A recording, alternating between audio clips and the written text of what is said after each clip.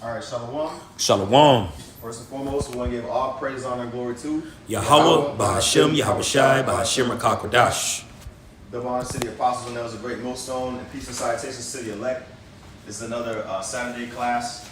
We're going to be going into the topic of detachment, knowing how and when to do that, and give some examples in the scriptures of men that had to detach themselves from certain situations, certain possessions, certain things, and the reward of that, and then also certain men who basically failed the test of being able to depart from certain things, and what happened to them as well. So Lord, when is this edifying? We can start off with that 2 Timothy 2 and 4 about Shah. Gone. This is the book of 2 Timothy, chapter 2, verse 4. And it says, matter of fact, I'm going to start at verse 3, brother. Okay. It says, thou therefore endure hardness as a good soldier of Yahushai HaMashiach. No man that warreth entangleth himself with the affairs of this life. Right. It says endure hardness as a good soldier, because we've been called into this truth, into this ministry, so we have an objective to complete. So you can't let other things cause you to deviate from that, right? And so when you look at a soldier, what soldiers do is they leave their families, they leave their children, they leave their wives and their houses, and they go out to war. So when you do that, it causes you to have a single focus, basically on the objective of winning the war, right? And being that we're spiritual soldiers, we have to again let go of those other things that people who are not fighting that war spiritually, they have attachment to those things. We have to let go, right? Even though we're not physically on a battlefield physically, we're on a battlefield spiritually, right? So I wanted to get that word entangle real quick. I'm gonna play the Greek word. Strong's G 1707. Impleko. Okay, it says in pleko, it says to enweave, to involve in, to entwine. So basically, when you get too involved and too entwined in other things, then you lose focus on the main thing. Like we say all the time, keep the main thing, right? Can you finish that verse, Sean? Absolutely. This is back in 2 Timothy chapter 2, verse 4. No man that warreth entangleth himself with the affairs of this life, that he may please him who hath chosen him to be a soldier. Yeah, man, the affairs of this life, the different situations and relationships that you develop in the world can basically, cause you to have an affinity towards this place. Like I remember in second Ezra's, the angel told Ezra that your heart has gone too far in this world, right? And basically, sometimes we got to draw it back, you know what I mean, and get into that spiritual mind. I'm gonna see if I can find it. But in the meantime, can somebody get the account in 2 Samuel 15? We don't have to get the whole chapter, but we'll just jump straight to the point in verses 13 and 14.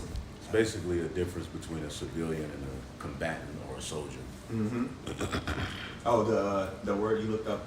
Well, I was just saying, it's when you're at war, you can't look at it. You may be,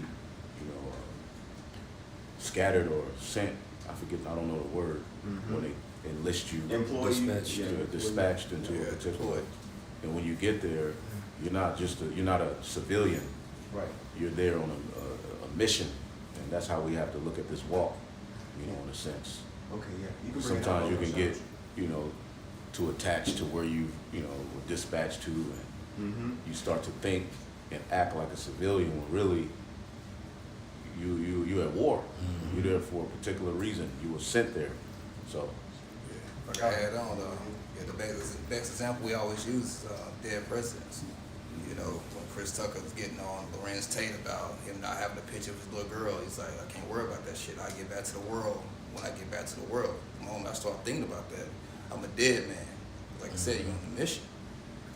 And also when you brought that word entangled, it also makes you think about that parable in Matthew the 13th chapter.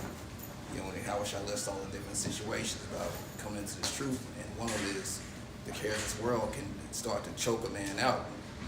After you endure for a while, but you start caring about the world, it can choke you out, so it can entangle you because you too focused on not the mission, Right.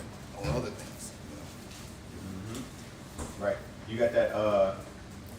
Second that Samuel. Oh, yeah. Before we get to 2 Samuel, if you don't mind. Hey, 2 Ezra chapter 4, and I'll start at verse 1. It says, "And the angel that was sent unto me, whose name was Uriel, gave me an answer, and said, Thy heart hath gone too far in this world, and thinkest thou to comprehend the way of the Most High?" Yeah, and in the GNT, there's a title that says the human mind cannot understand the Most High's ways. You see, so when you are thinking carnally minded, you're not going to be able to see the task set at hand, right? So you have to separate yourself, like we say a lot. You got to get out of your own way, take yourself out of the equation, okay? Because there's a common goal that requires a group of people in order to accomplish. That reminds me of First Peter chapter 2. I'm gonna get that, but in the meantime, can you get that 2 Samuel, Barbershop? This is 2 Samuel chapter 15 and verse 13, and it reads, "And there came a messenger to David, saying, The hearts of the men of Israel are after Absalom. And David said unto all his servants that were with him at Jerusalem, Arise, and let us flee." Let's pause there real quick. Again, we could have read up and started from verse 1 and read the whole situation, but I'll just give a summary. So Absalom was David's son, and Absalom made a conspiracy to have basically people proclaim him to be king over his father, right? So when you read verse 13, read it again, Bible shop.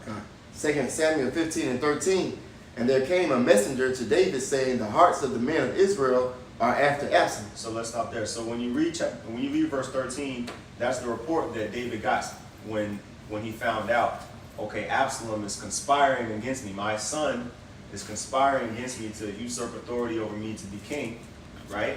Read one more time and then continue verse 14. 2 Samuel 15 and 13, "And there came a messenger to David, saying, The hearts of the men of Israel are after Absalom. And David said unto all his servants that were with him at Jerusalem, Arise and let us flee." Right. So how did David respond to that report? It said the hearts of all the men of Israel after Absalom. Again, when you're dealing with a group of people, large, hundreds of thousands of people, whoever they deem servitude towards, that's what they're gonna be loyal to, right? So he was losing the support of the people. And what was David's initial response? What was his immediate response? Read verse 14 again. 2 Samuel 15 and 14, "And David said unto all his servants that were with him at Jerusalem, Arise and let us flee." Right. So you gotta think, like, that's a quick sentence, but he was in, basically a palace, right? He had rulership and dominion and things like that. Okay. He had the city. That was Jerusalem. That was a city of David. That city was taken from the Canaanites during his lifetime for the Ark of the Covenant to go into, right? Yep. And so the glory of the Lord was dwelling there, okay? And so this wasn't like a light thing to go back, right? Go back into basically exile, right? Read the whole verse again, Bob Shah. 2 Samuel 15 and 14, "And David said unto all his servants that were with him at Jerusalem, Arise and let us flee, for we shall not else escape from Absalom.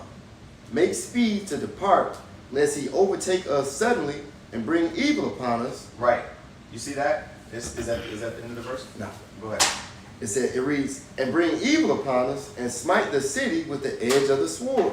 Right. You see that? So he said, look, let's get out of here quickly. He didn't waste no time, right? But think about that though. Imagine like if on a moment's notice you just found out that your son is conspiring to, become king over you, and you got wives and servants and all this stuff. He didn't think twice about it. He got up out of the city. You know what I mean? And so, knowing how to do that requires faith. Knowing when to really go into that mode, you really have to always be in that mode. You know what I mean? But David, he was a tactical man. David was a man of war. So it wasn't his first time being in the wilderness. It wasn't his first time, running. It was on a work campaign. Joe out, he was ready. Yeah. So and Sun and night, right. They didn't play, Right. So, and you read the previous chapters, you see like the difficulties that David was going through with, family and stuff like that after the Bathsheba situation. But that one, the way that David responded to that kind of stood out to me. Can we get Exodus chapter 2? And of course, the brother got precept, feel free to bring them out. But can we get Exodus chapter 2 and the account where he flees in verse 14? I got it right here. Yeah, actually, we can start at verse 11. This is the book of Exodus, chapter 2, verse 11. And it came to pass in those days, when Moses was grown, that he went out unto his brethren and looked on their burdens. And he spied an Egyptian smiting an Hebrew, one of his brethren. And he looked this way and that way. And when he saw that there was no man, he slew the Egyptian and hid him in the sand. And when he went out the second day, behold, 2 men of the Hebrews strove together, and said to him that did the wrong, Wherefore smitest thou thy fellow? And he said, Who made thee a prince and a judge over us? Intendest thou to kill me as thou killed the Egyptian? And Moses feared and said, Surely this thing is known. Right, so let's stop there, right? So the situation with Moses, killing the Egyptian, a lot of people know about that situation. And when Moses found out that it was word got out that he killed the Egyptian taskmaster, his response was, okay, though I'm the prince of, Egypt, so to speak, right? I'm going to get up out of here. You know what I mean? Like, that takes also faith. He didn't have, you know what I mean? Like, he left the comfort zone that he was in, and he detached from that and went his own way. Could you read the next verse, and then we'll go to the next precept? Verse 15. Now when Pharaoh heard the thing, he sought to slay Moses. But Moses fled from the face of Pharaoh and dwelt in the land of Midian, and he sat down by a well. Yeah, so sometimes we got to know when to pull the trigger on some drastic measures, man. Like, because a lot of people will use the account of Lot, during the time of Sodom and Gomorrah, right? Like, yeah, Lot's wife fled out of the city, but she didn't fully detach because she looked back and got her ass turned into a pillar of salt. Oh, you got something? Got another one real quick. Come on. This is James chapter 4, verse 8. Draw nigh to the Most High, and he will draw nigh to you. Cleanse your hands, ye sinners, and purify your hearts, ye double-minded. Mm-hmm. Be afflicted and mourn and weep. Let your laughter be turned to mourning, and your joy into heaviness. And just to elaborate going into that, as you're going into this lesson right now, when you literally cast away the burdens of this life, by default, you're joining unto the Lord, you're getting close to the Lord, building that relationship with him. It's not as easy to do that, okay? Because when you do separate from this world, you put yourself in some uncomfortable circumstances. As you use Moses as an example, David and Absalom and so forth. And lo and behold, as it's from the fleshly perspective, in the state of mourning, weeping and such, that's cleansing your heart and getting you closer unto the Lord. Because what the scriptures say, a contrite heart is acceptable unto the Most High. So when you cast these burdens away that we're used to in the world and getting closer to the Lord, that's when you start dealing with tribulation and suffering and such. But that's solidifying your relationship with Yahweh Bashim Yahweh Shai. That's it on that precept. All right. Can somebody get Luke chapter 14 and 33? And then what was the other one?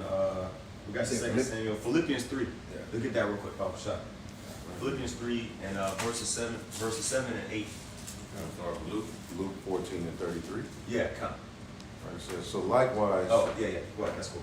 Oh, you want to get that other one? Yeah, I was going to get that first, so I don't mind. This is Philippians chapter 3 and verse 7.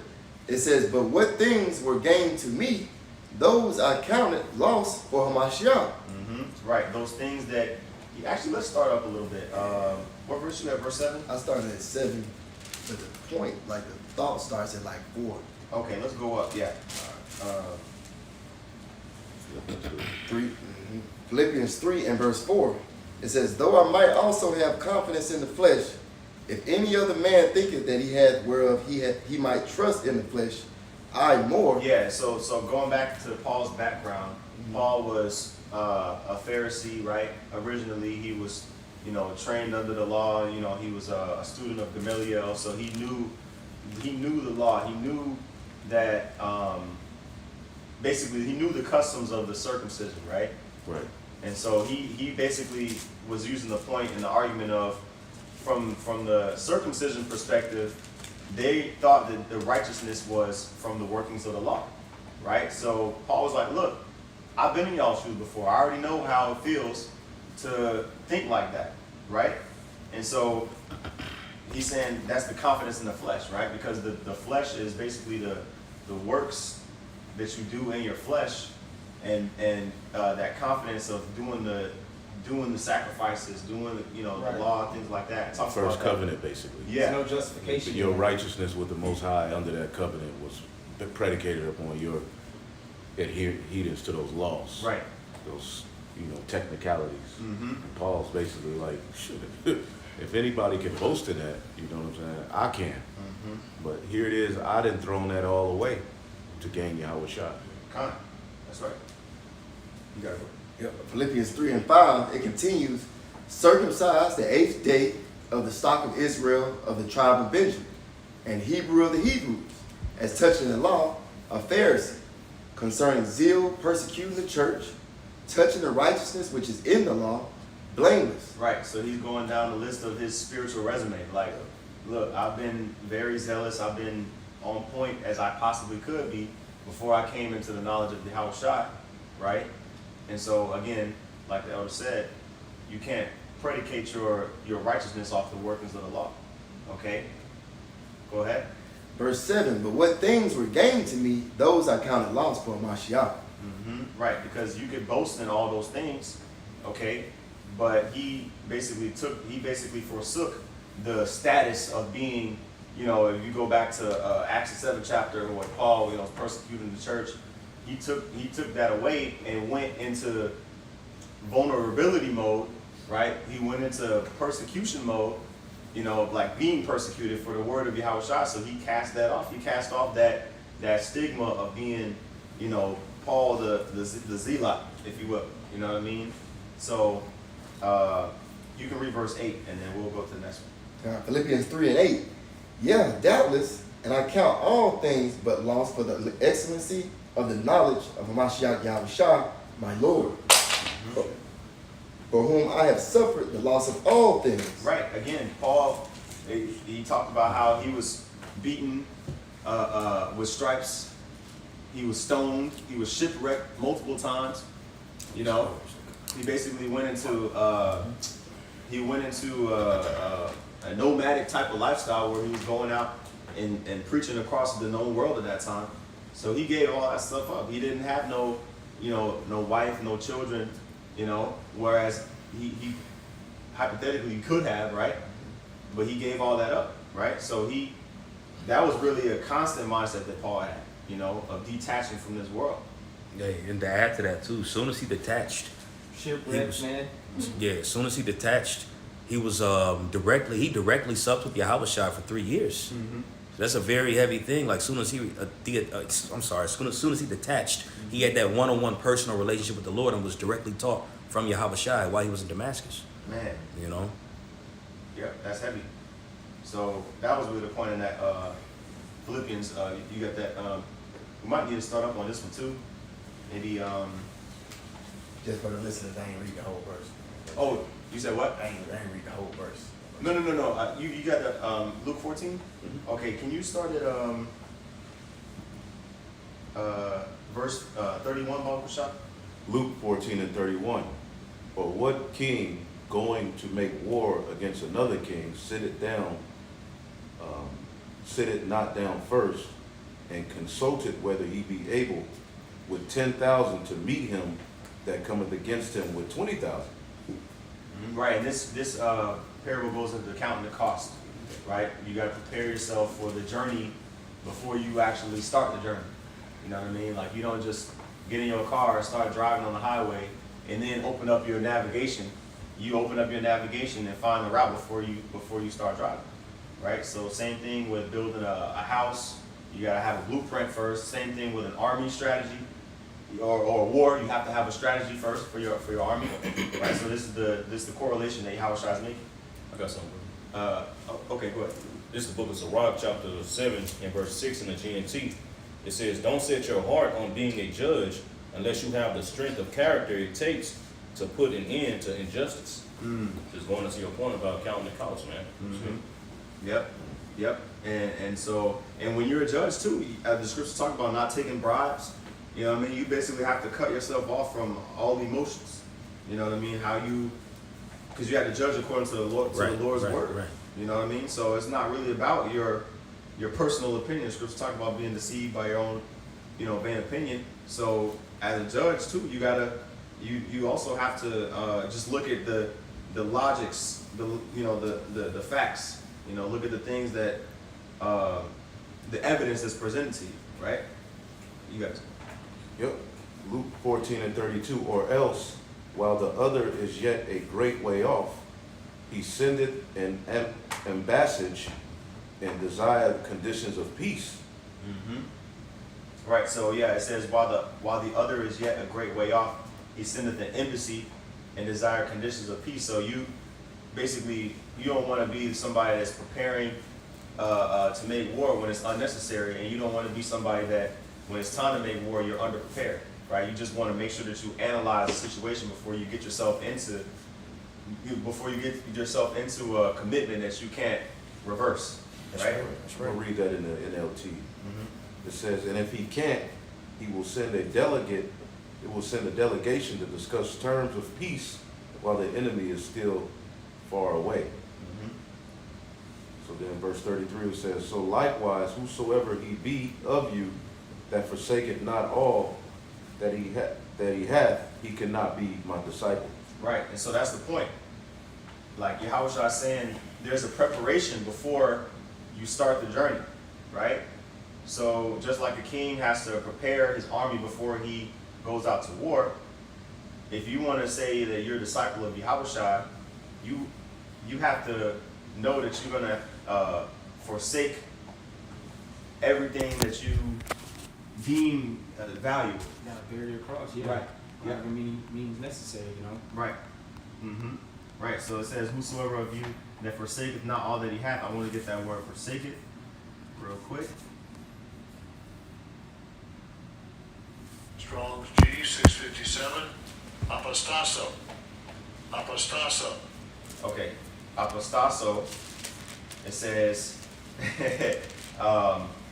to separate oneself, withdraw oneself from anyone, to take leave of, or to bid farewell to. You see, to renounce. Abraham, with his family, Yeah. Yeah. he had to separate from Torah and that idol worship to follow the Lord, Right. Right. So it says you got to bid farewell. Like you got to tell that goodbye. You know what I mean? Yeah. And the same word is found in Luke. I'm gonna read it real quick. Luke 9:61. It says, and another also said, Lord, I will follow thee, but let me first bid them farewell, which are at home at my house. And Yahushua said unto him, no man having put his hand to the plow and looking back is fit for the kingdom of the Most High, which we bring out that scripture all the time. But that previous verse is going into a man basically asking the Lord, look, before I go with you, because Yahushua was right there. The opportunity to follow him was right there. He said, look, let me go tell my family, I love them and hug them and kiss them and all that first. You know what I mean? And set my house in order and then let me go. Okay? And Yahushua said, look, basically, you can't start this work and then go back to your family, so you better figure out which one you want to do. You know what I mean? Because Yahushua, man, he can read spirits. Exactly. That shit right there. That shit right there. You in my head right now through the spirit. Yeah. I was thinking about the same thing because you do have the example with Elisha, who actually did go to kiss his father and his mother on the cheek to follow the Lord, serve the Lord through under the tutelage of Elijah. Yeah. And that could have been running through that man's mind. going over there doing the same thing Elisha did, but you said it, Yahweh can read those thoughts. Who knows what could have been in that person's spirit? His parents could have been like, no, you got to do this, you got to do that. Yeah. Well, what about me? Yeah. And then you end up, oh, I got to take care of my parents. And then, and we've seen it ample times in the truth of guys that are in that spirit. Right. So you said it, Yahweh can read those spirits. Best bet, just to serve the Lord. And if the Lord sees fit, your family follows, it'll be that opening right there. Yeah. But that's the opportunity that's right there at that moment with Yahweh Shai. Yeah. Yeah, and a lot of the interactions between Yahweh Shai and like certain individuals, they were like specific instructions. Sometimes people can like read Yahweh Shai's replies and think that it just applies to all situations. Like obviously, like you know what I mean. Like it wouldn't necessarily have been going off to say goodbye to your family in this instance, but Yahweh Shai will always say things kind of like in advance before people was even able to, you know what I mean? Basically, because he already knew how people's mind, like certain people's mind was. You know what I mean? This guy may have been, like you said, entangled in his family. Had that family demon on. You know what I mean? So that's why Yahweh Shai had that response. Other, situations may have required for a different response. So You're just trying to procrastinate and delay doing what you're supposed to do at that time. yeah, yep. There's a sense of urgency that how Shai was looking for. That's what he right. wants, just That's pure right. devotion. That's You know? right. Yeah, and so, but I got that out, I brought that out because that same word, farewell, is the same word here for forsake in Luke 14. So if we could go back to that, actually, I think that was the point. So that was the point on that, Luke 14. And then also, if somebody could get I keep saying Luke, Matthew 19, and we'll start at verse 21. I got it. If you, whoever got precept, we got first. So Matthew chapter 19, verse 21. Yahweh said unto him, if thou wilt be perfect, go and sell. Oh, you know what? I'm sorry, brother. We gotta go up on that one. That's Let me see. Okay. I got that one held in mark. Let's start at 16. Yeah, that's what I was gonna ask. Baruch Hashem. Matthew 19 and 16. And behold, one came and said unto him, Good master, what good things shall I do that I may have eternal life? And he said unto him, Why callest thou me good? There is none good but one, that is the Most High, Yahweh. But if thou wilt enter into life, keep the commandments. Right. So let's pause there. So this one young man that came unto Yahweh Shai, it talks about how he was a ruler.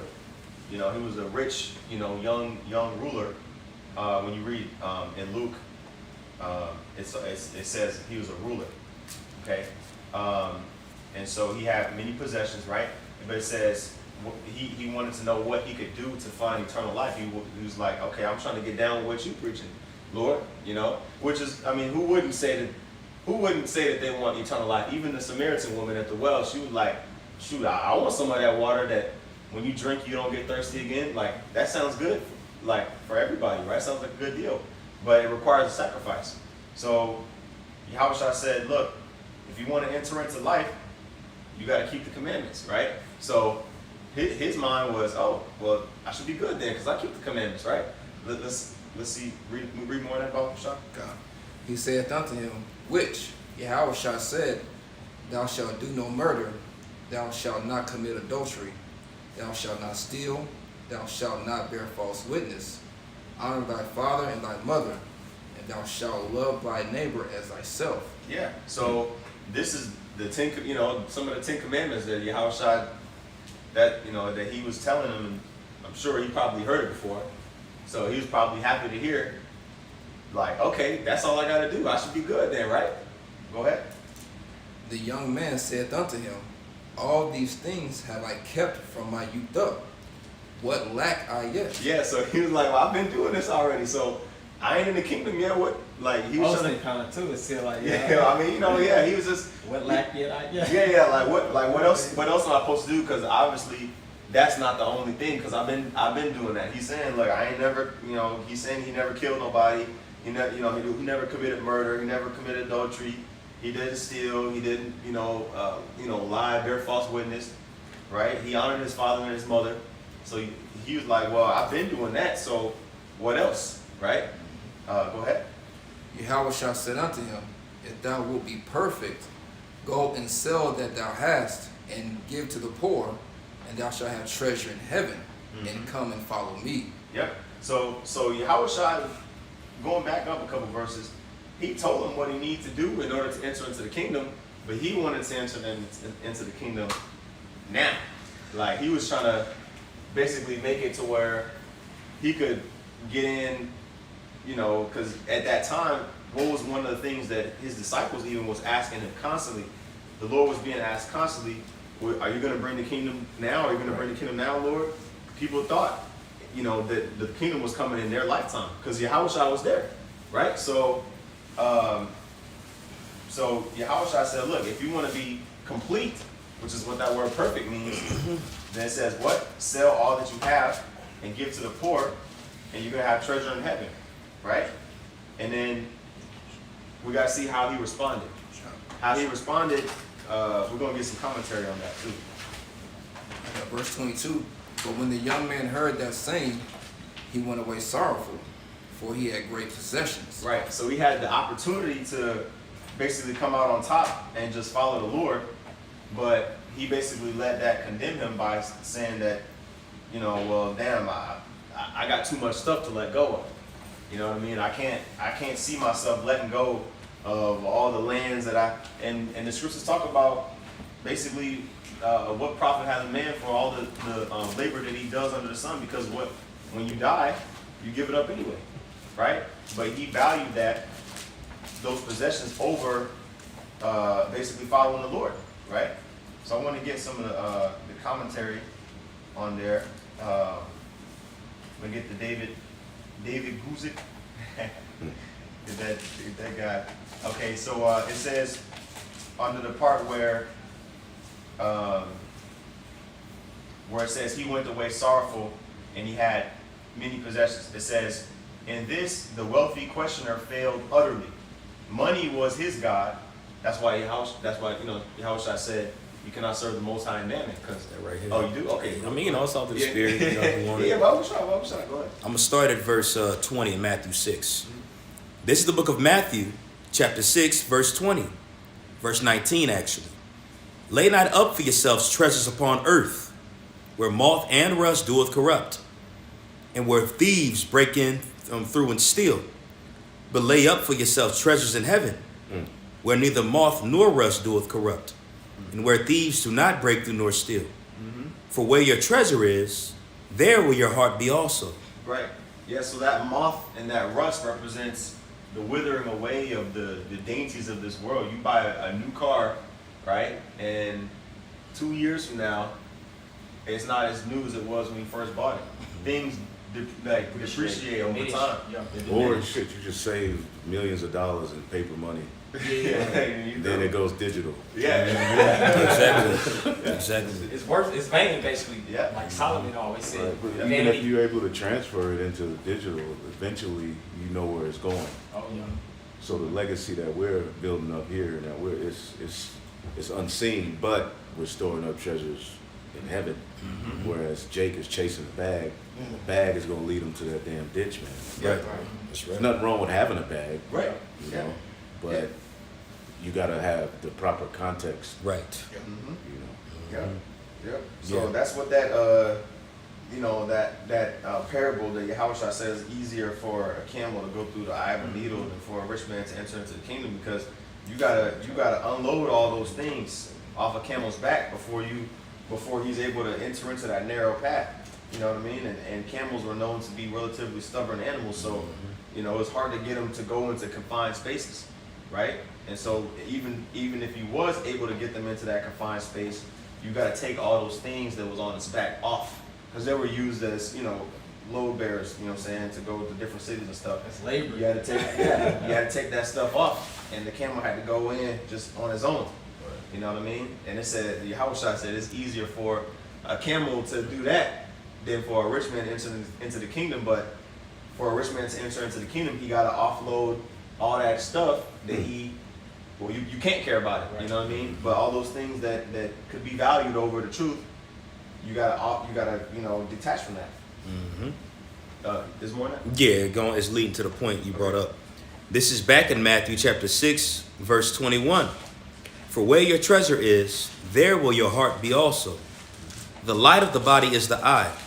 If therefore thine eye be single, thy whole body shall be full of light. Oh, bro, like I said, it says where your treasure is, there will your heart be also, bro.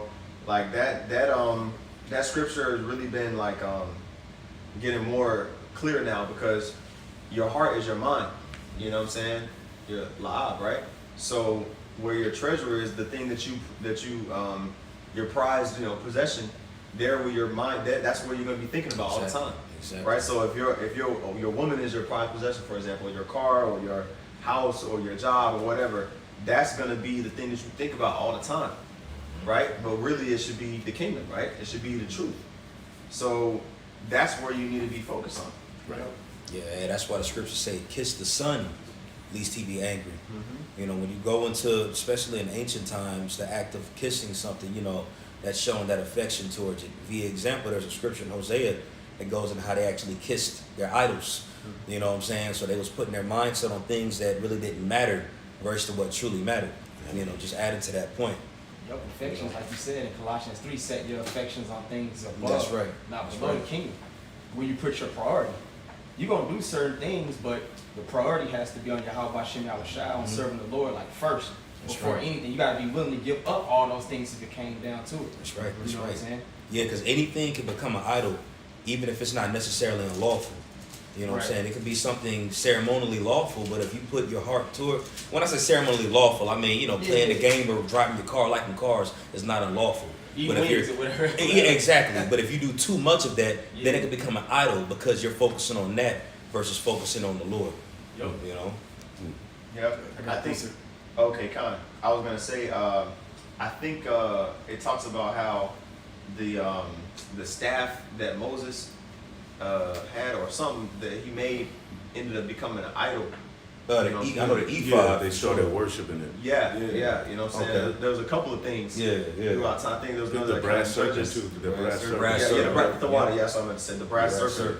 serpent. Like they started, idolizing Yep. the items over the power that, what I'm saying, That's that those items were basically used to do the Lord's work. Like, but that shows you have to be spiritual in order to understand where the power is coming from. You know That's what I right. mean? So, that was. Is that it on that? It's going right into the verse that you quoted. Okay. This is the book of Matthew. I'm just jump straight to verse 24. Matthew 6 and 24. No man can serve two masters, for either he will hate the one and love the other, or else he will hold the one and despise the other. You cannot serve God and mammon. Right. See, you can't. That's like, even like on a level of like having, two women, or having two cars, or having two jobs. Like, you're gonna one's gonna be your favorite, and the other one's gonna be not as favorite. You know what I mean? Like that's just the right. case of the matter. Like, even if you have, let's just say for example, two women. There's a good example of that in 1 Samuel chapter 1, when Elkanah had Peninnah and he had Hannah, right? And he loved Hannah greatly, you know what I'm saying? But she was the one that was barren.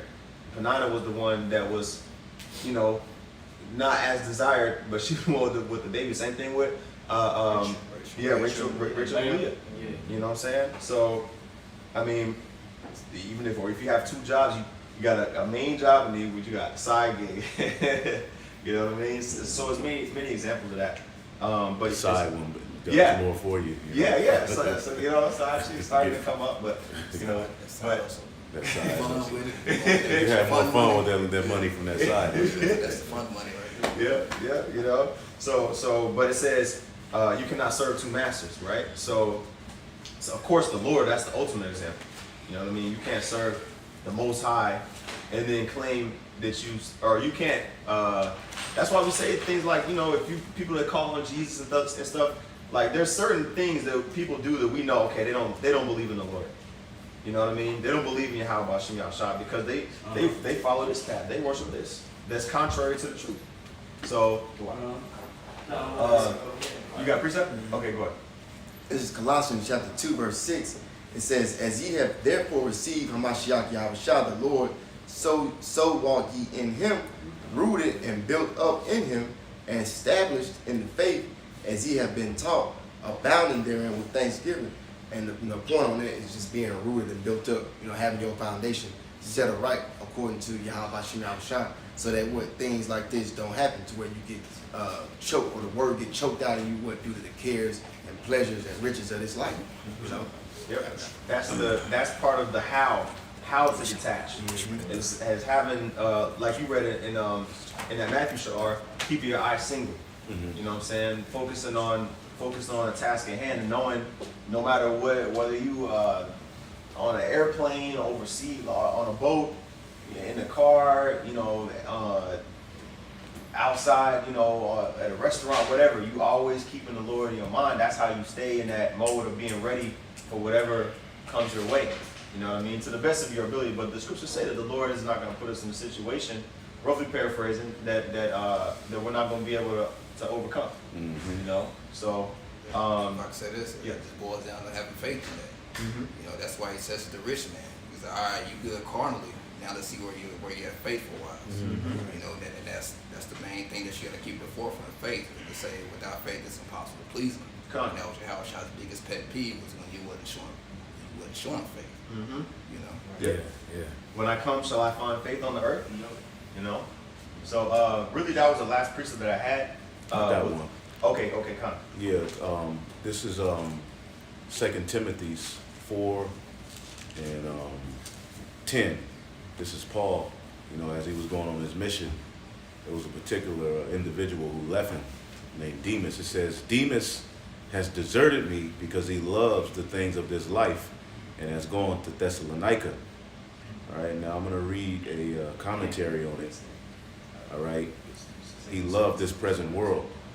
All right, it says, not the sins and corruptions of the world. It's not like Demas was like, I want to bow to idols and do all of this. It says, not the lust of the flesh, all right, but the lust of the eyes. It says, in the pride of life, such a love is inconsistent with the love of the Father in the grace of the Most High, in the grace of God. It says, nor in an immoderate love of worldly substance or of money, which is the root of all evil, but a love of life, or of a longer life in this present world. So that's what Demas, he forsook Paul because ultimately he wanted to win. He was like, shit. That's a good one right there. You know what I'm saying? He was like, he was desirous of living longer in this world and chose not to hazard his life by staying with the Apostle Paul, a prisoner at Rome, and therefore left him and provided for his own safety and security, and has departed on to Thessalonica. All right, so basically he left Paul. He was like, man, shit, Paul a prisoner, I'm being persecuted. He was like, shit, I'm losing. I could be doing this, that. So he departed. He left Paul on the mission. He was like, man, I'm out. Because he loved that present world. So again, to be a disciple of Yahweh by Hashem Yahushai, it takes that mindset that we read in Revelation 12. I'll get it real quick. Revelation 12 and Revelation 12 and 10. It says, I started 11. It says, and they overcame him by the blood of the Lamb and by the word of their testimony, and they loved not their lives unto death. And that's a key aspect. And it's going to be a test for us all. Because really what it's going to boil down to when it's all said is done, once the persecution really hits, do you really love this life, or are you really like, F it? Because when the persecution comes, if you love this life, once you're on the news and people, co-workers or whoever start to see you, if you love this life, you're going to be like, F this, man. I ain't signed up for this. But if you're a true follower of Yahweh Bashem Yahushai, one of the aspects is, man, fuck it. I don't give a damn about this life anyway. So whatever persecution comes with being a follower of Yahweh Bashem Yahushai, you take it. That's right. You know what I'm saying? Demas was like, hell no. Yeah. Say love the present world. He's loved. He said, And Paul wrote that in his letter, you know, That's cold. because he had that example, and you got to be mindful of that. that's a cut, man. That's beautiful. Because the whole time you doing this thing, and you preaching, you going out, like there could be something in you where really this present world has a grip on you in a way that you may hide from brothers, but when the going gets tough, it's gonna show. So don't be Demas. Yeah, come. Yeah, kind of. This is Mark 8 and verse 36. For what shall it profit a man if he shall gain the whole world and lose his own soul? And you gotta look at like an example of with Lot and his wife. You know, Lot he had some riches. He was wealthy because you remember him, Abraham, they had to split, part ways because, you know, they served and everything started bickering, it was growing. So he went one way, Abraham went the other way. So when he had to let all them things go, you know, he basically forsook and left. He didn't look back, but his wife, they had gained the whole world. They had gained some wealth. So she was missing it. She looked back and see what happened. She lost her soul. That's right. That's right. And when you separate from those things, even though you lose carnally, which fuck this world at the end of the day, but you actually see the glory of the Lord reveal unto you more in different ways. Like he openly communicates with you in certain ways, you know. That's why I wanted to read earlier in James 4 and 8, draw unto the Most High and he will draw unto you. Now I got was you done with that? Because I do got an account just going into that. And this is in the book of Genesis, the 35th chapter. And I'm going to start from the top and read down. And it says, and the Most High said unto Jacob, arise, go up to Bethel, which is interpreted house of God, and dwell there, and make there an altar unto the Most High, and appear unto thee when thou fleddest from the face of Esau thy brother. Then Jacob said into his house, behold, to all that were with him, put away the strange gods that are amongst you, and be clean and change your garments. So spiritually, we can look at this as a mindset. When we got converted into this knowledge, we put away those strange gods. And it's even as we have this knowledge here, there's times when you might slip up, not necessarily worship strange gods, you know, but have our mindsets toward things that don't really matter. You know what I'm saying? And not really realize it. And it says in verse 3, and let us arise and go up to Bethel, and I will make there an altar unto the Most High, who answered me in the day of thy distress, of my distress, and was with me in the way which I went. And they gave unto Jacob all the strange gods that were in their hand, and all the earrings which were in their ears, and Jacob hid them under the oak which was by Shechem. And they journeyed in terror of Salakia. And they journeyed, and the terror of the Most High was upon the cities that were round about them, and they did not pursue after the sons of Jacob. So when they actually were single-minded and focused on the Lord, they was winning over their enemies, bro. The Lord was with them, and you can continue to read about what happened later on. You know, so we actually have our mindset towards things that are spiritual and put away the things that don't matter. You see the light of the Lord shine upon you. Mm-hmm. As we quoted it earlier, let thine eye be single. If thine eye be single, thy whole body shall be full of light. Mm-hmm. You know, and it's a mindset that we all can work on and get stronger in, you know, but we clearly see the Lord with us and working with us, you know. Yeah, there's power in detaching from the things that make you weak spiritually. You know what I mean? That's why fasting is so important. Yeah. That's right. God. Yeah, so that was beautiful, man. If y'all doesn't have any other precepts, I think the point was made with that. So Lord willing, there was edifying with that. We're going to give all praise, honor, and glory to Yahweh, Bahashem, Yahushai, Bahashem, Rakakwadash. Devon City Apostles, and that was a great millstone. Peace and sight, says the city elect. Shalom. Shalom.